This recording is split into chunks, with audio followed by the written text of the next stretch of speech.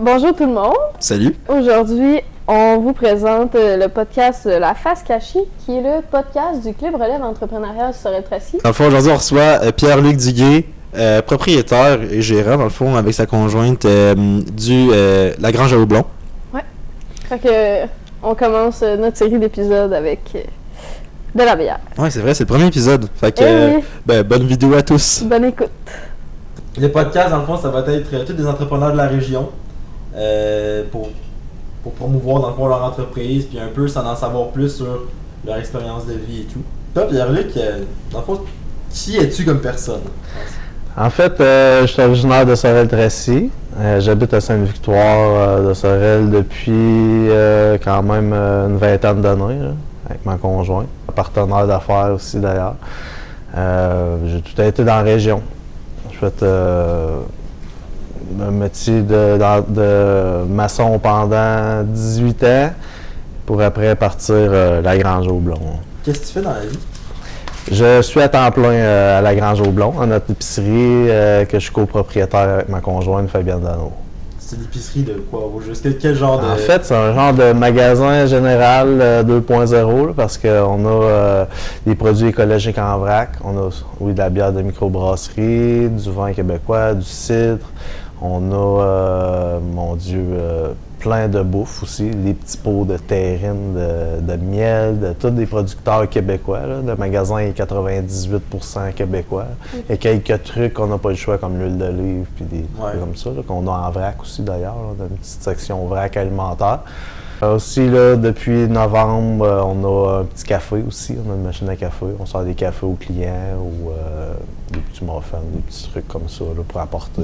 Fait que c'est vraiment, c'est quand même vraiment écologique là, comme épicerie. Oui, mais ça, à la base, on était axé un peu là-dessus parce que juste de la bière et du vin, ça prend d'autres choses un peu. T'sais, on voulait élargir un peu. Puis j'avais tout le temps eu une petite conscience écologique, puis je trouvais que le remplissage, c'est la solution au bout de la ligne, là, parce que le recyclage, c'est bien beau, mais on remplit des bacs, puis ça prend des camions, puis c'est traité quand même. Fait que je trouve que réutiliser les contenants, c'est vraiment la solution. Là, puis on met l'emphase là-dessus aussi. On vient de moderniser notre système aussi là, pour aller un peu plus loin. Là. C'est tout poussé à l'air, c'est plus rapide. Là, fait que, ouais. C'est bien. Votre alcool, dans le fond, comme tu me parlais de la bière, est-ce que c'est de la bière comme locaux ou c'est de la bière comme plus standard comme Coors Light, Bud Light? C'est vraiment des bières de microbrasserie du Québec. On a du Lac-Saint-Jean, de la Gaspésie, de Montréal, Gatineau. On va chercher des microbrasseries vraiment indépendantes, là, que c'est eux-mêmes qui brassent leur propre bière. Mais c'est partout au Québec seulement. OK. Puis en passant, gang qui nous écoute, c'est très important de ne pas trop consommer d'alcool. Fait que faites attention à votre consommation. Puis surtout, si vous buvez, conduisez pas. On consomme moins, mais on consomme mieux. Et voilà. Ouais, c'est ça. OK. Une journée pour toi, c'est quoi exactement? En fait, là, depuis, c'est sûr, avec le nouveau café, là, j'ai changé de rythme de vie un petit peu. Là. Je roule le café le matin là, à 7 h dans la semaine. Fait que là, j'arrive tout le temps à 6h30, là, puis ça commence comme ça, en fait, l'ouverture du café. Je prends un petit café, jase avec les clients qui viennent prendre un petit café debout, là, ou pour partir, pour apporter. Ensuite, à 9h, ben là, la Grange au Blond rouvre, là, les employés arrivent, puis là, ça décolle pour la journée. Là. On sert les clients, faire les commandes. Beaucoup axé sur le service à la clientèle. Là, tous les clients qui rentrent chez nous sont servis et suivis, là, s'ils ont besoin d'aide, bien sûr. Ensuite, ben, là, c'est ça, le magasin ferme à 6 h. Fait que c'est pas mal des longues journées. Là, c'est souvent des 12, 13, des fois 14, là, selon les livraisons et les trucs comme ça. Là, on a des employés, ça va bien. Là. On a réussi à prendre une journée par semaine là, de congé. Des fois pas ensemble avec ma conjointe, là, mais bon, ça viendra peut-être un jour. Ça complique-tu au niveau de la relation, mettons, de travailler dans un même environnement et avoir pas nécessairement les mêmes congés? Non, je pense qu'on s'est habitué. Déjà, à la base, ma conjointe était dans l'hôtellerie, elle était sommelière de formation. Moi, j'étais dans la construction, fait qu'on n'était jamais sur les mêmes horaires. Puis on dirait qu'on a tout le temps eu un beat de vie un peu fou. On se voyait jamais, en fait. Là. Okay. Mais là, puis on a un enfant aussi, là, une fille de 15 ans. bientôt 16. Mais bon, c'est ça, en fait, on aime bien ça parce qu'on se voit beaucoup plus. Là, en fait, c'était un peu ça le but de l'entreprise aussi, c'était d'être plus proche puis passer plus de temps ensemble. Puis effectivement, là, dans le jour, on est là les deux. Puis, oui, les congés ensemble sont plus rares, mais bon, on se voit plus qu'avant. Y a-t-il un sacrifice, mettons, que tu as fait pour ton entreprise? Oui, beaucoup, là, tu sais, comme j'étais un amateur de motoneige avant, là, puis j'ai dû me départir de ça. Point de vue financier aussi, j'avais besoin d'argent pour partir l'entreprise, puis j'ai laissé le domaine de la construction, tu sais, qui était, on se cachera pas, qui était beaucoup plus payant là, que d'être en affaires des fois à son compte, là. C'est un peu ça là, qu'il faut des fois mettre de côté des petits trucs comme ça, là, des activités comme la motoneige, la pêche. J'étais un grand pêcheur avant, mais là, c'est plus difficile, les congés et tout. Là, c'est sûr que tu perds un peu. T'as plus vraiment de temps pour faire ça. C'est ça, beaucoup moins de temps. Là. Mais tu dois avoir d'autres passions, mettons que tu as. En ce moment, tu sais, je fais de la planche à neige avec ma fille. Là. On a ça en commun là, comme passion.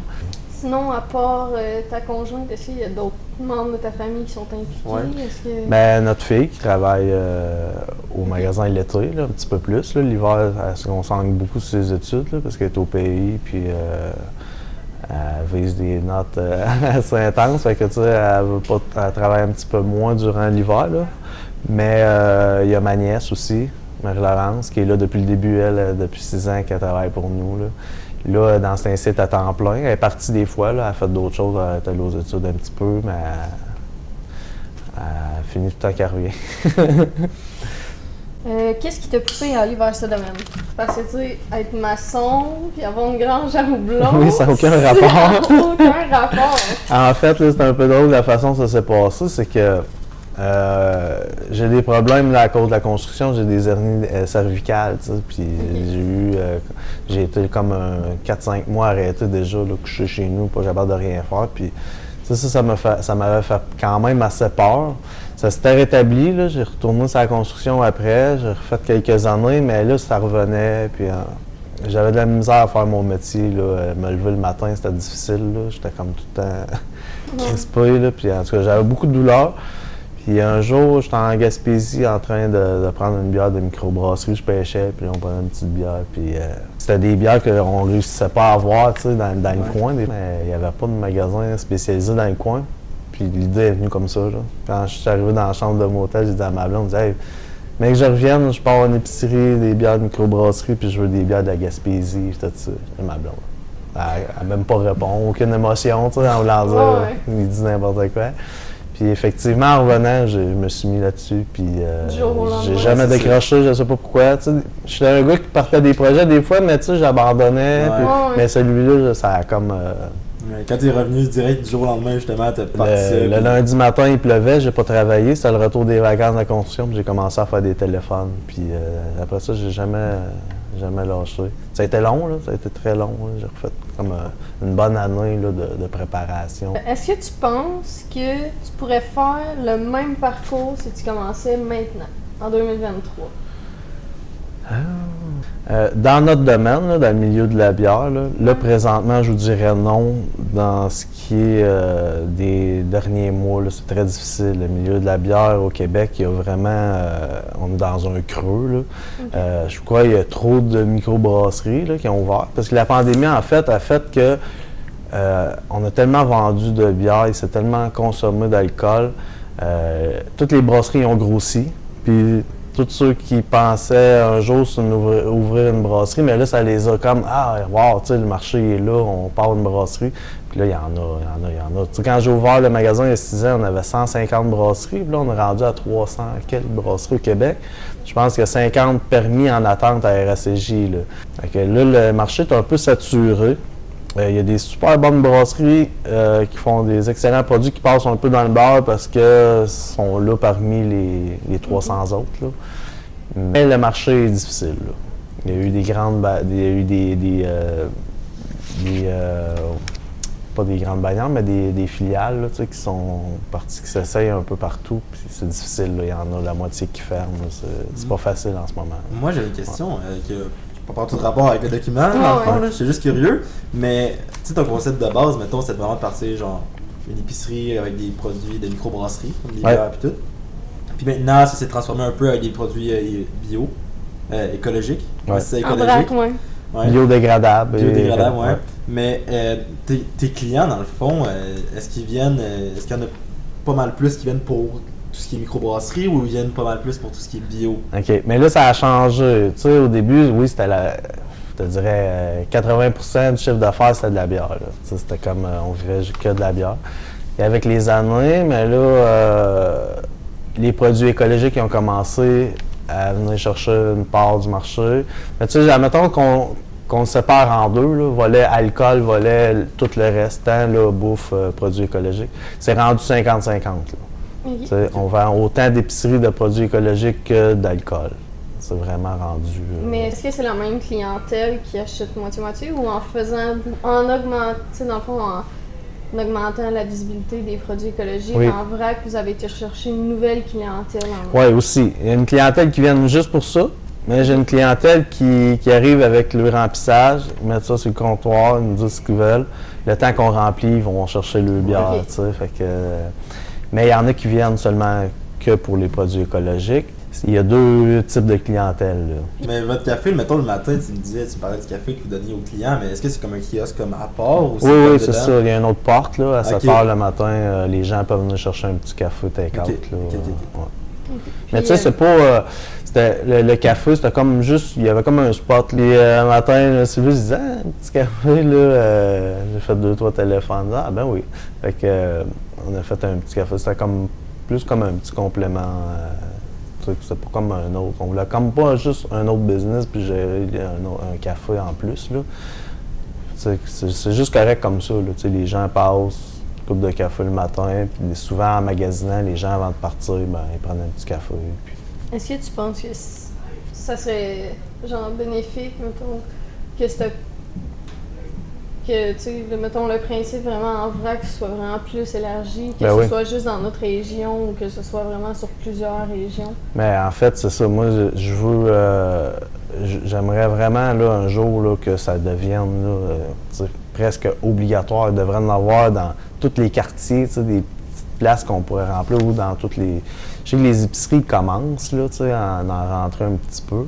Mais c'est des machines, tout ça. Il n'y a pas de service. Là. Nous autres, c'est là-dessus qu'on veut forcer. Là. Expliquer le produit, on est là, on l'explique, on donne le service. Puis en même temps, les gens, ils vont faire le magasinage, le temps qu'on remplit le truc. Mais oui, là, il y a place à... C'est la solution, en fait. C'est de réutiliser et non de recycler, parce que le recyclage... c'est pas tout recyclé, on sait qu'il y a une partie qui s'en va finalement aux déchets. Puis on recycle mal au Québec, là, nos trucs, c'est tout mélangé, puis le système n'est pas parfait. Fait que je pense que vraiment de réutiliser, c'est là la solution. Là, il devrait en avoir partout des trucs là, qu'on pourrait remplir. J'ai-tu des anecdotes? Je sais pas, ça peut être quoi, mettons, la pire journée? T'as-tu une pire journée que t'as vécue? Ah mon Dieu, ben là, il y en a vraiment beaucoup, là. Beaucoup de dégâts d'eau. Avant, on n'avait pas le local à côté, là, on a comme doublé, on a pris le local à côté, puis les toilettes débordaient tout le temps. Puis ça s'en venait tout le temps chez nous, puis dans la cuisine, il fallait tout vider, désinfecter. Ça arrivé comme à 3-4 reprises. Là. Ça, c'était... Mais c'était à qui le C'était des bandes, c'était des cardiologues qui avaient à côté avant. Je sais pas, ça doit faire longtemps.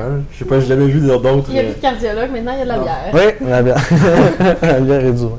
Et voilà, la bière et du savon, tout le monde. On a des boules à questions. Ouais. Question funny. Est-ce que tu vas avoir le nom? Je pige, bien sûr. Ben oui. On te laisse piger. Prendre bleu, après moi, ils sont moins compliqués que les rouges. Je pense pas que ça change grand-chose. Mon humoriste préféré. Oh my God, moi puis les noms là. Boy. Non, je regarde des vidéos sur... boy, je suis pas bon des noms, je retiens pas les noms. Québécois? Oui, québécois. Est-ce qu'il y a des cheveux ou il n'y a pas de cheveux? Des cheveux blonds, quasiment blancs, genre un peu roux là. François Bellecoeur? Non. Non, mais il est bleu, il a toutes les couleurs dans les cheveux. On change de question. C'est sûr que ça va pas m'en revenir. Ok. Je suis épouvantable pour les noms. Mon talent caché. Entrepreneur, oui. Je savais pas que j'étais entrepreneur il y a 6 ans. Mais je joue de l'harmonica. Ah! Ouais. C'est bien quoi? Je joue de l'harmonica. J'ai eu un band avant le magasin, bien sûr. Je l'ai fait la première année, un peu les deux, là, mais là, c'était comme trop fou. Là, les vendredis soirs, je partais aller faire un show. On a fait un album aussi. Tu travailles environ combien d'heures par semaine? Oh my God. Je pense que la Si réponse, ça vaut la réponse c'est trop. Des fois, c'est en haut de 80. Souvent, c'est 80. Là, tu sais, là, c'est plus relax un peu. Là. J'ai ma nièce qui m'aide beaucoup, là, qui me fait des matins au café. Là, fait que ça me sauve un peu la vie. Là. Mais quand elle part, je me ramasse avec souvent ça, là, des 70-80 heures. Sinon, ton dessert préféré? Dans la vie, je mange pas de dessert. Je suis pas un sucré, mais quand j'en ai un à manger, le gâteau Ferramoir a tout le temps eu la carte depuis que je suis petit. Ouais. C'est populaire. Ta matière préférée à l'école? Ma matière préférée à l'école, ça devait être l'éducation physique, je dirais. Parce que c'était pas facile. Non? Ouais, c'était pas facile à l'école. J'étais très actif. Ouais. Encore aujourd'hui. Beaucoup moins intellectuel. Faut que ça bouge. C'est ma conjointe qui s'occupe du côté paperasse, là, comptabilité. C'est difficile pour moi. Là. Je suis plus sur le plancher. Ouais. Tu as pris sur une île déserte. Tu as le droit à un film et un livre. Lesquels? Pulp Fiction. Pulp Fiction? Ouais. Ça a été mon film fétiche de mon adolescence, puis je l'ai réécouté dernièrement, puis je pense que je le réécouterai. T'as dit tantôt que c'est la dernière, mais je vais en faire une petite dernière. Ouais. Les poches, une question. Bon. Ben là, on va en faire un autre, on va la couper puis on en fait un autre. Tu veux qu'on en fasse un autre? Ouais, on va Ça pose vrai, des fois. Un bloopers à la fin, ça.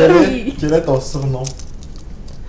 Tibulle, j'en ai plusieurs en fait. Chez nous dans la famille, c'est Bilou, mes petits-neveux. Ça remonte de loin. C'est un vieux surnom que mon père puis mon beau-père se donnaient, en tout cas, puis ça a resté. Il y a Bilou, il y a Tibulle. My God. Il y en a d'autres là, plus jeunes, là, de mes chums proches que je nommerai pas. Ça n'est pas adapté. Okay. Quand tu étais jeune, c'était quoi ton métier de rêve? Mon métier de rêve, c'était d'être camionneur. Camionneur? Ouais, ça c'était le but ultime. Je l'ai fait d'ailleurs là, avant la construction. Ben, j'ai lâché la construction 1 an ou 2 ans environ. J'ai suivi ma classe 1. J'étais allé conduire des camions. Là. J'ai fait un peu les États-Unis et tout. Puis, là, c'était vraiment pas assez payant. Là. Fait que je suis revenu sur la construction. Puis là, j'ai refait un 18 ans. Là. C'était juste vraiment parce que c'était pas assez payant? Ah non, c'est ça. J'avais connu le salaire de la construction avec les avantages et tout. Là. Ouais. Puis là, je suis tombé comme baissé. T'étais-tu avec ta femme, dans le fond, ouais? Oui. Non, à cette époque-là, non. Pas encore. C'était un petit peu avant Fabienne. Ouais. Ça fait combien de temps que tu étais avec ta femme? Ça fait 22 ans qu'on est ensemble. Quand même. Est-ce qu'il y a une activité que tu pratiques en particulier, à part travailler 80 heures? J'ai un autre projet aussi qui me prend beaucoup de temps. Là. C'est mon activité favorite, en fait. Là. Je me suis modifié un bus en VR. Là. Il n'est pas fini à 100%. J'étais à 95%. On l'a utilisé l'année dernière. Là. On a réussi à prendre des vacances avec. Mais là, il me reste des modifications à faire dedans un petit peu. Là. J'ai encore un petit mois à faire là, dessus. Là. Point de vue de la SAC, c'est un peu compliqué. Là. Je suis dans les modifications finales, là, puis ça va y être après. Là. Mais ça, c'est beaucoup de temps, mais c'est mes vacances. Ça, c'est mes congés favoris. Oui. Là. Quand je suis en congé, je travaille là-dessus, j'oublie tout. Là. C'est comme, oui, puis même quand vous allez prendre des vacances, là, mettons pendant une semaine ou peu importe, vous allez faire un petit road trip avec le bus. Oui, on l'a fait l'an dernier, on a fait la Côte-Nord. Là. Pour vrai, c'est incroyable. Là. La petite famille ensemble. Dans notre bus, là. On a l'air un peu hippie, là, mais... J'ai une petite dernière question avant qu'on finisse l'épisode, dans le fond. Ouais. Est-ce que tu as un regret par rapport à avoir ouvert ça? Genre? Est-ce qu'il y a quelque chose que tu regrettes, mettons, où tout est beau, puis tout est parfait, puis tu as bien fait d'ouvrir ça? J'ai aucun regret. Aucun regret? Non, aucun regret. Puis la journée que j'en aurai, mais je vais juste liquider puis fermer, puis ça va finir là. Ouais, c'est ça. On est rendu là, dans le fond. Ok. Je me dis, tu sais, des fois, j'ai tellement été stressé pendant les premières années à me demander, ça va-tu marcher, ça va-tu avoir du monde, on va-tu... Puis là, à un moment donné, là, un an environ, là, je dis, là, ça fait, là, fini d'être stressé avec ça. Si ça marche, tant mieux. Si ça marche plus, ben on liquide, on fera d'autres choses, là. C'est... Okay. Ouais, puis la vie est plus facile comme ça aussi. Ah ouais, C'est faut moins... avoir une pensée positive. Ah, ça donne rien d'être stressé avec ça. Là. À un moment donné, je pensais que j'étais pour faire une crise cardiaque. Là, j'ai dit, là, hey, arrête, là, ça marche plus. Là. Fait que... C'est quand le stress embarque là, dans ce temps-là. Ouais. Est-ce que tu as un conseil à donner à quelqu'un qui déciderait de se partir une entreprise? De se fier à son instinct, vraiment. Parce que moi, si je me suis fié aux conseils des autres, puis des familles proches, ils ont peur que tu te plantes, tout ça. Puis, tu sais, il y en a qui y croyaient, mais des amis, tout ça, que tu sens que. Mais de croire en tes idées, puis d'y aller au fond. Là. Parce que quand tu as eu l'idée, si tu penses que ça peut pas marcher, tu le feras pas. Là. Fait que si tu as l'idée, puis tu as un bon concept, puis tu penses que ton idée est bonne, vas-y, puis à fond. Là. Puis surtout, de ne pas abandonner après 1 an ou 2, parce que c'est. À un moment donné, il y a une journée que ça déclenche. Puis, tu sais, à un moment donné, au début, c'est lent. Tu te dis, ça va-tu marcher, ça va-tu continuer? Puis, il y a une journée, à un moment donné, ça ne sait pas pourquoi, mais ça déclenche. Puis, après ça, tout roule tout seul. Là. Fait que s'il y a du monde, toi, qui veut partir en entreprise, ben, décrochez pas, abandonnez pas. Non, puis il faut que tu suives ton idée. Puis, des fois, oui, c'est bon de prendre des conseils, là. Dis pas de pas prendre de conseils de personne, mais il faut pas se laisser décourager par les autres. Ouais. Puis, il y a tout le temps une solution. Ok, merci de nous avoir écoutés. Merci encore d'être venu. Très agréable. Ouais, c'est très intéressant aussi. Ça commence bien une série d'épisodes. Ouais, ça commencerait bien une série d'épisodes. Puis on va se dire au prochain épisode pour un autre invité.